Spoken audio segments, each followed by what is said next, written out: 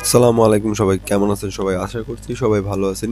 পূর্ণ নিয়োগ বিজ্ঞপ্তি দেখতে পাচ্ছেন।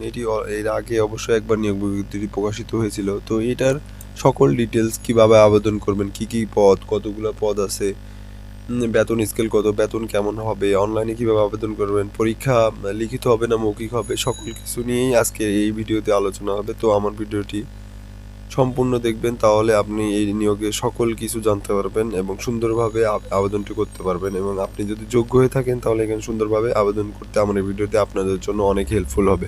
তো চলুন কথা না বাড়িয়ে ভিডিওটি শুরু করি।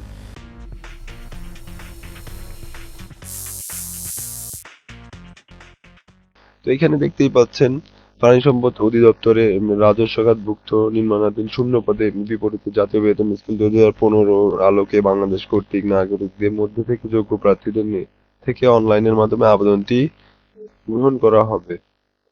তো অনলাইন ব্যতীত কোনো আবেদনপত্র গ্রহণ করা হবে না, অবশ্যই এটা অনলাইনে আবেদনটি করতে হবে। তো এখানে যে যে পদ আছে, প্রথমে যে পদটি রয়েছে সেটা হচ্ছে কেশিয়ার। বেতন বেতন হচ্ছে এটা তো 16তম গ্রেডের জব। বেতন স্কেল 9,300 টাকা থেকে 22,490 টাকা পর্যন্ত হবে। তো এইখানে আবেদন করতে আপনার শিক্ষাগত যোগ্যতা যেটা প্রয়োজন হবে সেটা হচ্ছে কোনো স্বীকৃত শিক্ষা বোর্ড হতে ন্যূনতম এইচএসসি, উচ্চ মাধ্যমিক সার্টিফিকেট বা সমমান পরীক্ষায় উত্তীর্ণ এবং কোনো স্বীকৃত প্রতিষ্ঠান হতে বেসিক কম্পিউটার কোর্স, মানে 6 মাসের যে একটা কম্পিউটার কোর্স থাকে ওটা যদি সার্টিফিকেট আপনার থাকে তাহলে আপনার জন্য খুবই ভালো। এবং এমএস ওয়ার্ড, ইমেল এবং অনলাইনে ইন্টারনেট চালানোর দক্ষতা থাকতেই হবে। তো সেকেন্ড যে পদটি আছে সেটি হচ্ছে অফিস সহায়ক কাম কম্পিউটার মুদ্রাক্ষরিত। এখানে নয় বেতন স্কেল 9,300 টাকা থেকে 22,490 টাকা। বেতন গ্রেড হচ্ছে 16। 461 জন এখানে লোক নেবে। এখানে অনেক লোক নেবে। তো এখানে যারা যোগ্য আছেন তারা অবশ্যই এখানে আবেদন করতে পারবেন। তো চলুন জেনে নিয়ে যাক শিক্ষাগত যোগ্যতা আপনার কি হলে আপনি এখানে আবেদন করতে পারবেন। কোন স্বীকৃত বোর্ড হতে ন্যূনতম দ্বিতীয় বিভাগ বা সমমান সিজিপিএতে উচ্চ মাধ্যমিক সার্টিফিকেট বা সমমান পরীক্ষায় উত্তীর্ণ এবং কম্পিউটার মুদ্রাক্ষরে সর্বনিম্ন দক্ষতা। কম্পিউটার মুদ্রাক্ষরে সর্বনিম্ন দক্ষতা, আমি আবারও বলছি, মানে আপনার কম্পিউটার টাইপিং স্পিড ইংরেজি মিনিট 20টা হতে হবে এবং বাংলায় মিনিটে 20টা হতে হবে, তাহলে আপনি এখানে আবেদনের যোগ্য। ঠিক আছে, এখন কথা না বলে চলুন তৃতীয় যে পদটি আছে সেটা সম্বন্ধে জেনে নেই। Library technician. এখানে আপনার আবেদন করতে শিক্ষাগত যোগ্যতা যে বিষয়গুলো প্রয়োজন হবে সেটা হচ্ছে কোন স্বীকৃত শিক্ষা প্রতিষ্ঠান বোর্ড হতে বিজ্ঞান বিভাগ ন্যূনতম দ্বিতীয় বিভাগ বা সমমান সিজিপিএ তে উচ্চ মাধ্যমিক সার্টিফিকেট বা সমমান পরীক্ষা উত্তীর্ণ, কোন স্বীকৃত প্রতিষ্ঠান হতে basic computer course, MS Word, Excel, ইংরেজি, ইমেইল এবং ইন্টারনেট চালাতে অবশ্যই জানতে হবে। পরবর্তী যে পদটি আছে সেটি হচ্ছে স্টোর কিপার। এখানে পদ সংখ্যা 4টি। আপনার শিক্ষাগত যোগ্যতা যেটা প্রয়োজন হবে সেটা হচ্ছে কোনো স্বীকৃত শিক্ষা বোর্ড হতে ন্যূনতম দ্বিতীয় বিভাগ এবং সমমান সিজিপিএ তে উচ্চ মাধ্যমিক সার্টিফিকেট বা সমমান পরীক্ষায় উত্তীর্ণ, কোনো স্বীকৃত প্রতিষ্ঠান হতে basic computer, MS Word, Excel, PowerPoint, internet চালানোর দক্ষতা অবশ্যই থাকতে হবে। পরবর্তী 5 নম্বর যে পদটি আছে সেটা হচ্ছে সহকারী স্টোর কিপার, সহকারী গুদাম রক্ষক। এখানে 16তম গ্রেডের জব। বেতন স্কেল সেই আগের মতো 9,300 টাকা থেকে শুরু করে সর্বোচ্চ 22,490 টাকা। পদ সংখ্যা 4টি। কোনো স্বীকৃত বোর্ড হতে ন্যূনতম দ্বিতীয় বিভাগ বা সমমান পরীক্ষায় উত্তীর্ণ, উচ্চ মাধ্যমিক সার্টিফিকেট বা সমমান পরীক্ষায় উত্তীর্ণ, কোনো স্বীকৃত প্রতিষ্ঠান হতে basic computer course, MS Word, Excel, email এবং ইন্টারনেটে চালানোর দক্ষতা থাকতে হবে। তো পরবর্তী যে নিয়োগটি রয়েছে সেটি হচ্ছে 6 নম্বর যে নিয়োগটি রয়েছে সেটি হচ্ছে ড্রাইভার। 49টি পদ। কোনো স্বীকৃত বোর্ড হতে এখানেই আবেদন করতে পারেন। পারবেন 8ম শ্রেণী পাশ হলে এবং আপনার বিআরটিএ যদি ইস্যুকৃত ড্রাইভিং লাইসেন্স থাকে ভারী হালকা এবং অবশ্যই 3 বছরের অভিজ্ঞতা থাকলে আপনি এখানে আবেদন করতে পারবেন। তো পরবর্তীতে যে পদটি রয়েছে ড্রাইভার স্টোর, এখানে হচ্ছে কোনো স্বীকৃত, এখানে সেম আপনি 8ম শ্রেণী পাশ হলে এখানে আবেদন করতে পারবেন। অবশ্যই আপনার ড্রাইভিং লাইসেন্স থাকতে হবে এবং 3 বছরের ড্রাইভিং এর অভিজ্ঞতা থাকতে হবে। পরবর্তীতে যে পদটি রয়েছে আমি শর্টকাটে আপনাদের সকল ডিটেলস গুলো বলে দিচ্ছি। মিল্ক ভ্যান ড্রাইভার, 8ম পদ। এখানে 16তম গ্রেডে সর্বোচ্চ 22,490 টাকা পর্যন্ত পাবেন। 2টি পদ। এখানে 8ম শ্রেণী হলে আপনি এখানে আবেদন করতে পারবেন এবং আপনার অবশ্যই ড্রাইভিং লাইসেন্স থাকতে হবে হালকা ভারী 2টা এবং 3 বছরের ড্রাইভিং এর অভিজ্ঞতা। ট্রাক ড্রাইভার 9 নম্বর পদ, ট্রাক ড্রাইভার 6টি পদ। এখানে অষ্টম শ্রেণীর শিক্ষাগত যোগ্যতা, এখানে অষ্টম শ্রেণী হলে আপনি পাস করতে পারবেন। বিআরটিএ কর্তৃক ইস্যুকৃত ড্রাইভিং লাইসেন্স থাকতে হবে, অবশ্যই 3 বছরের ড্রাইভিং এর এক্সপিরিয়েন্স আপনার অবশ্যই থাকতে হবে। 10 নম্বর যে পদটি আছে সেটা হচ্ছে ড্রাইভার, বেতন স্কেল 9,300 টাকা থেকে 22,390 টাকা। কোনো স্বীকৃত বোর্ড হতে অষ্টম শ্রেণী পাশ হলে আপনি এখানে আবেদন করতে পারবেন। ভারী গাড়ি চালানোর ড্রাইভিং লাইসেন্স থাকতে হবে, 3 বছর অভিজ্ঞতা থাকতে হবে। ড্রাইভার লরি 11 নম্বর পদ, পদ সংখ্যা 4টি। শিক্ষাগত যোগ্যতা আপনি অষ্টম শ্রেণী এবং ড্রাইভিং লাইসেন্স ভারী গাড়ি চালানোর থাকলে আপনি এখানে আবেদন করতে পারবেন। অবশ্যই 3 বছর অভিজ্ঞতা থাকতে হবে। পিক আপ ভ্যান 12 নম্বর পদ, এইটাও 16তম গ্রেডে 9,300 টাকা থেকে সর্বোচ্চ 22,490 টাকা আপনার বেতন। 2টি পদ, এখানেও অষ্টম শ্রেণী পাস এবং আপনার হালকা ভারী ড্রাইভিং লাইসেন্স থাকতে হবে।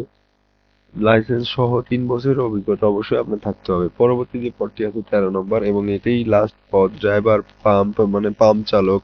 কোনো স্বীকৃত শিক্ষা প্রতিষ্ঠান হতে স্বীকৃত ট্রেডে ন্যূনতম মাধ্যমিক স্কুল সার্টিফিকেট, ভোকেশনাল বা সমমান্য পরীক্ষায় উত্তীর্ণ সহ সংশ্লিষ্ট কাজে 2 বছরের অভিজ্ঞতা থাকতে হবে। এই টোটালটা মিলিয়ে 638টি পদে আপনার আপনার শিক্ষাগত যোগ্যতা অনুযায়ী আপনি এখানে আবেদন করতে পারবেন, কোনো সমস্যা নাই। তো তো এখন জেনে নেই কিভাবে হচ্ছে আমরা অনলাইনের মাধ্যমে আবেদন করতে পারবো, কি কি কাগজপত্র দরকার হবে, আবেদন শুরু শেষ সব গ্যাজেট কর্মকর্তা এবং নন ক্যাডার কর্মচারী নিয়োগ বিধিমালা 2023 অনুসারে নিয়োগ কার্যক্রম পরিচালনা হবে। বিজ্ঞপ্তি প্রকাশের তারিখ পর্যন্ত সরকার কর্তৃক সর্বশেষ জরিপ বিধিবিধান অনুসারে নিয়োগ সময় এবং স্থান প্রাণী সম্পদ অধিদপ্তরের ওয়েবসাইটে এবং মোবাইল এসএমএস এর মাধ্যমে জানানো হবে। সকল প্রার্থীদের ক্ষেত্রে 1-2-2025 তারিখ পর্যন্ত বয়সসীমা 18 থেকে 32 বছর হতে হবে। বয়স প্রমাণের জন্য এফিডেভিট গ্রহণযোগ্য হবে না। অনলাইনে আবেদন করতে হবে, কোনরূপ লিখিত আবেদন গৃহীত হবে না, মানে অবশ্যই অনলাইনে আবেদন করতে হবে, কোনো প্রকার লিখিত আবেদন এখানে গৃহীত হবে না বা ডাকযোগে কোনো কিছুই এখানে আবেদন আপনার হচ্ছে গ্রহণযোগ্য হবে না। আবেদনপত্রে দাখিলের নিয়মাবলী ও শর্তাবলী প্রাণী সম্পদ অধিদপ্তরের job.dls.gov.bd ওয়েবসাইটের মাধ্যমে অবশ্যই দেখতে হবে। ওয়েবসাইটের মেনুতে অনলাইনে নিয়োগ অপশনে পাওয়া যাবে। তবে প্রাণী সম্পদ অধিদপ্তরে 17/4/2024 তারিখের এই নাম্বারে সংখ্যক স্মরণে প্রকাশিত নিয়োগ বিজ্ঞপ্তি অনুযায়ী সকল প্রার্থীদের আবেদনপত্র গৃহীত হয়েছিল, তাদের পুনরায় আবেদন করার প্রয়োজন নেই। যারা অলরেডি অনলাইনের মাধ্যমে আবেদন করেছেন তাদের অনলাইনে আবেদন করার কোনো প্রয়োজন নেই। তবে যে সকল প্রার্থীর আবেদনপত্র বাতিল হয়েছিল তারা বিধি মোতাবেক পুনরায় আবেদন করতে পারবেন। আবেদনপত্র শুরুর তারিখ 11/2/2025 সকাল 9টা থেকে 28/2/2025 বিকেল 5টা পর্যন্ত আবেদনপত্র চলবে। তো এই সময়ের মধ্যে অবশ্যই আপনাদের আবেদনটি কনফার্ম করতে হবে। সরকারি বা ডাকযোগে কোনো আবেদনপত্র গ্রহণ করা হবে না। সরকারি বা ডাকযোগে প্রেরিত কোনো আবেদনপত্র সকল আবেদনপত্র বাতিল বলে গণ্য হবে।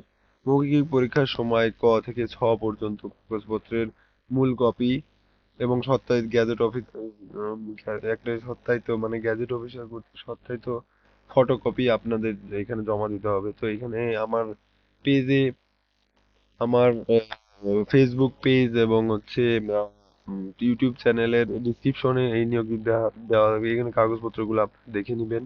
তো এখন চলে যায় আবেদনপত্রের বিষয়ে। আবেদনপত্রের সঙ্গে নিয়োগ পরীক্ষার ফি বাবদ সহকারী পরিচালক প্রাণী সম্পদ অধিদপ্তর বাংলাদেশ বরাবর 100 টাকা অফেরতযোগ্য সোনালী ব্যাংকে পিএলসি এর ট্র্যাজেডি চালান নাম্বার এটা অথবা এটা এর মাধ্যমে জমা করতে হবে।